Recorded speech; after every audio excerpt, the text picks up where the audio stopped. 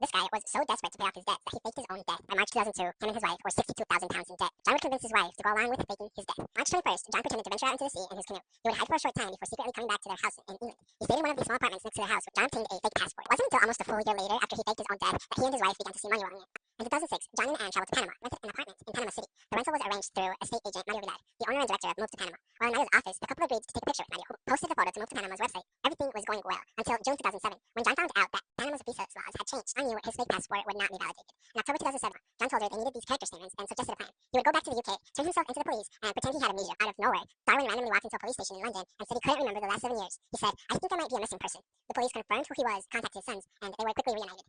They didn't know this, but the police were already investigating Anne for her financial activities since John's disappearance. 3 days after John showed up, he was arrested. Someone found a photo of them in Panama and sent it to the police and the newspaper. On December 5th, the newspaper published the photo on the front page. On July 23rd, 2008, they were both found guilty of fraud.